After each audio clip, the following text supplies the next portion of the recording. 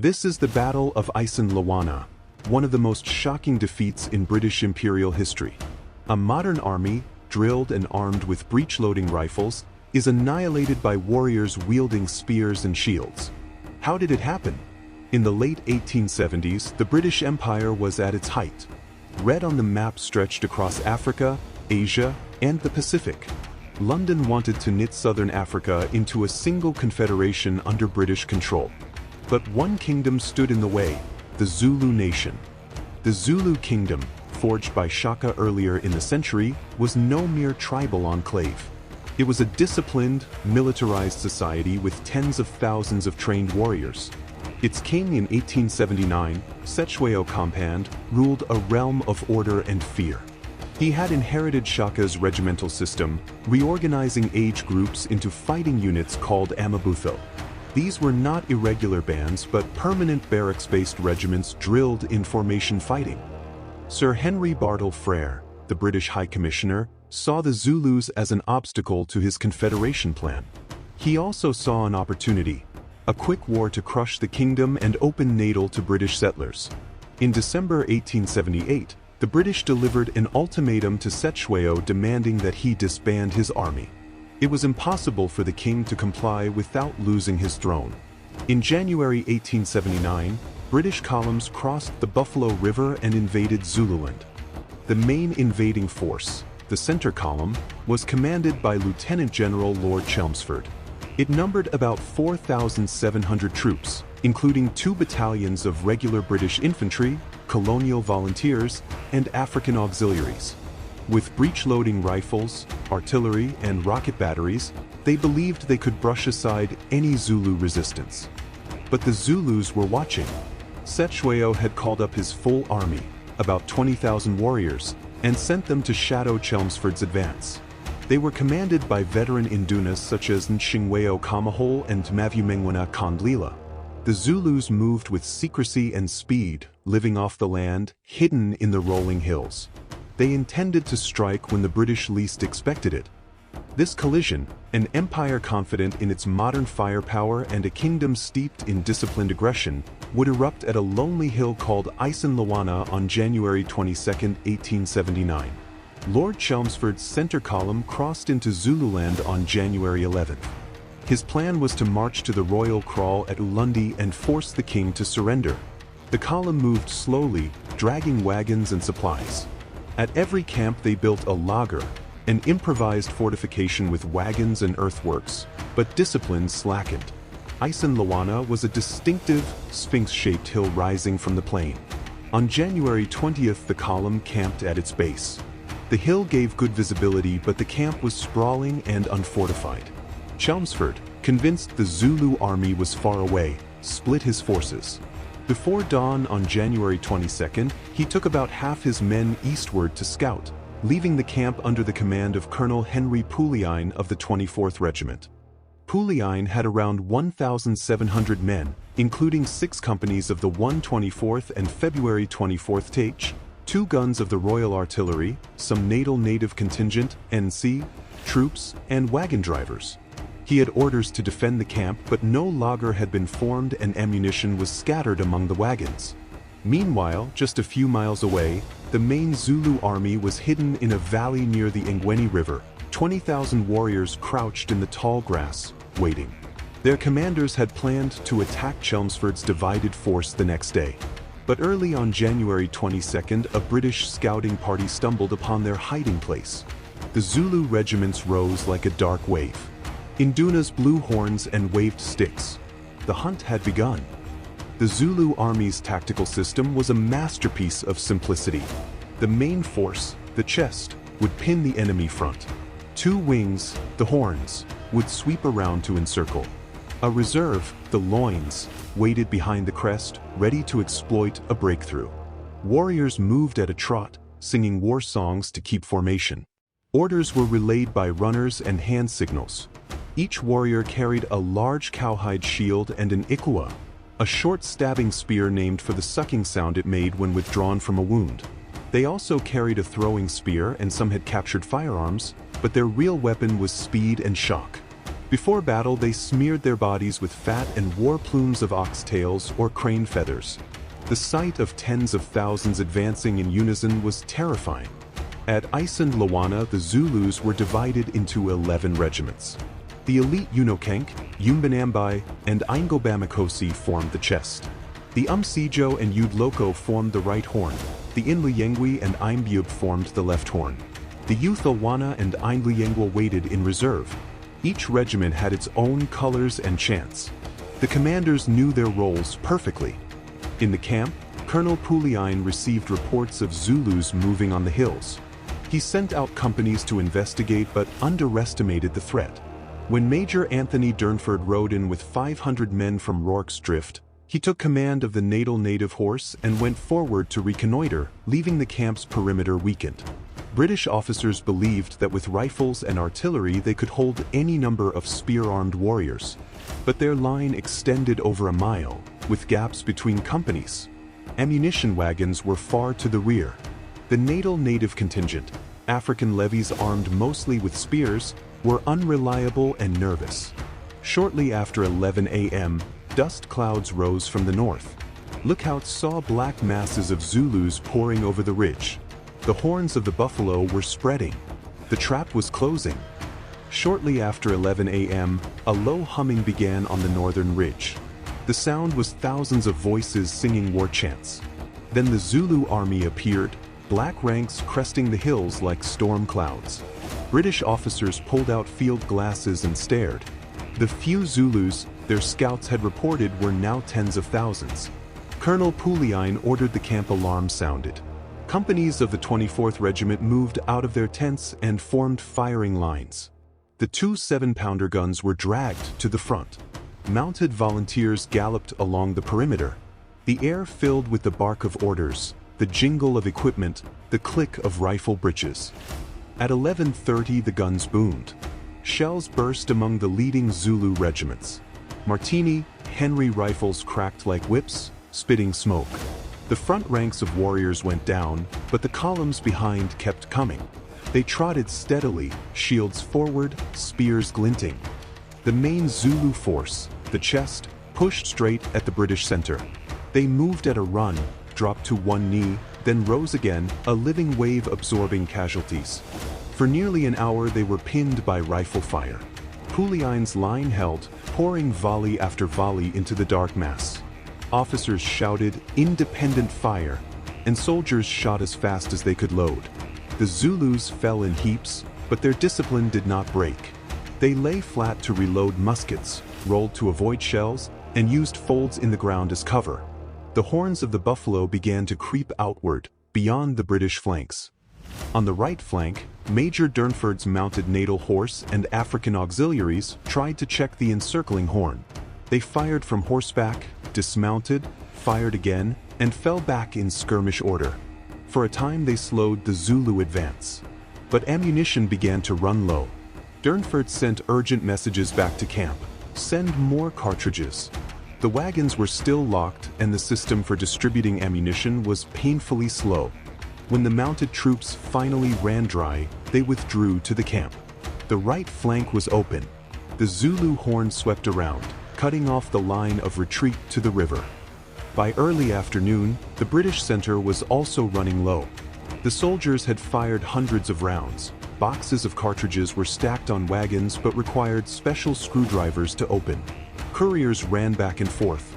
Quartermasters, overwhelmed by the chaos, issued rounds too slowly. Some companies received none at all. As the volume of fire slackened, the Zulu chest sensed weakness. Warriors rose from cover and charged. Their war cries, "Usuthu," echoed off the hill. The front ranks of redcoats fixed bayonets. The two guns fired canister at point-blank range, tearing gaps but not stopping the surge. At about 1:30 p.m., the right horn closed completely around the camp, cutting off Durnford and the native contingents. Panic spread. The Natal auxiliaries broke and ran, throwing down their weapons. With the flanks exposed, the Zulu chest smashed into the center. Hand-to-hand fighting erupted. Bayonets met spears. Men clubbed with rifle butts. Puliyine tried to form a new line closer to the tents, but the movement turned into a rout. Officers were cut down. Companies dissolved into knots of men fighting back to back. The Zulu left horn had now swung behind the camp, sealing every escape except a narrow path toward the Buffalo River. Tents collapsed under the press of warriors. The ammunition wagons were overrun before their boxes could be opened. Gunners tried to spike their own artillery pieces but were speared at their posts. Wagon drivers and civilians grabbed rifles and fired from behind ox wagons until they were dragged out and killed. The Zulus moved with terrifying efficiency, one regiment pinning, another enveloping, a third surging through gaps. Their short stabbing spears were deadly in close quarters.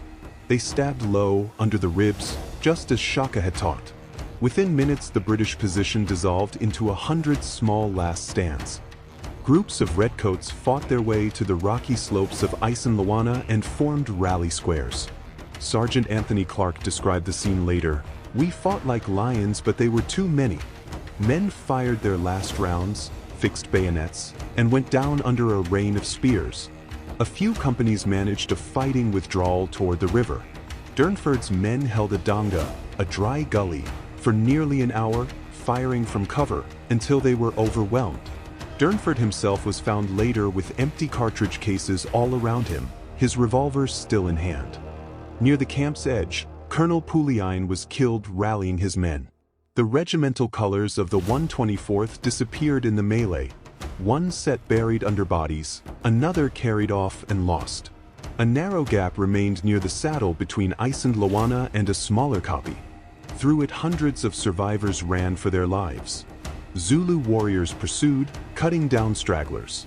Those who reached the Buffalo River found it in flood, chest deep and churning. Men threw off equipment and waded across under a hail of spears. A handful of mounted men galloped to safety at Helpmakar. Others drowned or were killed on the far bank. Only about 60 Europeans and a few hundred African auxiliaries escaped out of more than 1,700 in the camp. By mid-afternoon, the battle was over. The camp was a scene of horror, bodies piled among wagons, broken rifles, torn tents. The Zulus moved silently among the dead, stripping uniforms and taking weapons. As was custom, they ritually disemboweled the fallen to release their spirits. They spared very few prisoners. The cost to the Zulus was also heavy, perhaps 1,000 to 3,000 killed and wounded, but they had destroyed an entire British column. It was the greatest defeat ever inflicted by an indigenous African army on a modern European force. When Lord Chelmsford returned that evening with his half of the column, he saw the vultures circling and knew disaster had struck. The sight of the camp stunned him. Thousands of corpses, wagons overturned, guns silent. He ordered an immediate withdrawal under cover of darkness. News of Isandlwana reached Britain weeks later and caused an uproar. How could spear-armed warriors annihilate a modern army? The defeat shattered the myth of imperial invincibility and gave the Zulu Kingdom its greatest triumph. When Chelmsford's detachment stumbled back toward the Buffalo River on the evening of January 22nd, the sky was already dark. They had heard the distant gunfire all day, but could not believe the camp had fallen until they crested a rise and saw Isandlwana by moonlight. Wagons were overturned like toys. The hill was littered with thousands of bodies, redcoats, auxiliaries, wagon drivers, horses, oxen. The stillness was eerie, broken only by the moans of wounded men and the low chanting of Zulu war songs in the distance. Chelmsford's men bivouacked in square formation through the night, expecting the Zulus to attack them as well. In reality, the main Zulu army had already melted away into the hills, exhausted but exultant. They had achieved a victory no African force had ever managed: the destruction of a modern European column in open battle. In Natal and the British Cape Colony, panic spread like wildfire. Settlers packed their belongings and fled. Newspapers screamed of massacre in Zululand. Reinforcements were rushed from Britain and from other colonies. Queen Victoria's government faced questions in Parliament. How could this happen under the Union Jack? Yet on the same day as Isandlwana, another drama unfolded a few miles away at the tiny mission station of Rorke's Drift. There, a mere 150 British soldiers, many of them sick or on convalescence, fended off 4,000 Zulu warriors for nearly 12 hours behind hastily built barricades. Their defense became the bright counterpoint to the disaster, hailed as an epic of British courage. 11 Victoria Crosses were awarded for Rorke's Drift. The juxtaposition of these two events, catastrophic defeat at Isandlwana, desperate stand at Rorke's Drift, created a narrative the British public could accept, imperial tragedy redeemed by heroism. But the truth on the ground was that the Zulus had inflicted a strategic shock that would take months to reverse. Cetshwayo, the Zulu king, had not sought war. He had ordered his commanders to fight defensively and not cross into Natal. After Isandlwana, he sent envoys to Chelmsford offering peace. But the British were now committed to total victory. Reinforcements poured in: regular infantry, cavalry, engineers, and more artillery. By March 1879, a second invasion of Zululand was underway. This time the British advanced more cautiously, building fortified camps, securing supply lines, and using Gatling guns and rockets. The Zulus fought bravely in several battles, but their losses mounted. On July 4, 1879 at Ulundi, the British formed a massive square and unleashed withering fire on the last great Zulu assault. Thousands were killed. The Zulu Kingdom's military power was broken. Cetshwayo was captured and exiled. Within a decade, Zululand was annexed and the regimental system abolished. The proud independent kingdom forged by Shaka ceased to exist as a sovereign state. Yet the memory of Isandlwana did not fade. For Britain, it was a warning about overconfidence and poor logistics. Splitting forces, neglecting fortifications, and underestimating an enemy's skill had cost a column its life. For Africa, it was a moment of vindication, a demonstration that disciplined indigenous warriors could defeat European troops under the right conditions. Even today, the battlefield at Isandlwana is eerily quiet. White cairns mark the mass graves of British soldiers. Scattered stone circles mark where Zulu regiments rallied. The Sphinx-shaped hill looms above it all, unchanged since that January day. Historians still debate the exact number of Zulu warriors, the true casualty figures, and whether the defeat was inevitable. But one thing is clear: the Battle of Isandlwana stands as one of the most dramatic reversals of imperial fortune in the Victorian era. On that windswept plain in 1879, two worlds collided, one armed with breech-loading rifles and artillery, the other with spears and shields and an iron discipline drilled for generations. For a few hours on January 22nd, the assumptions of empire were shattered. The horns of the buffalo closed, and an army that believed itself invincible was swept away. If you visit Isandlwana today, you can still stand on the slope where the last redcoats fought, feel the wind over the grass, and imagine the chants of the Amabutho rolling down from the hills. It is a place of ghosts and lessons. The story of the Zulu victory is not just about tactics. It's about leadership, discipline, and the cost of underestimating an opponent. It's also about courage on both sides. British soldiers held their ground until overwhelmed. Zulu warriors charged into rifle fire again and again. The field became a grave for arrogance, bravery, and tragedy alike. If you've enjoyed this journey into one of history's most dramatic battles, subscribe to the channel for more untold stories of war and empire. In our next episode, we'll look at another stunning reversal of fortune. History is full of battles where the unexpected happens. Isandlwana remains one of the most unforgettable,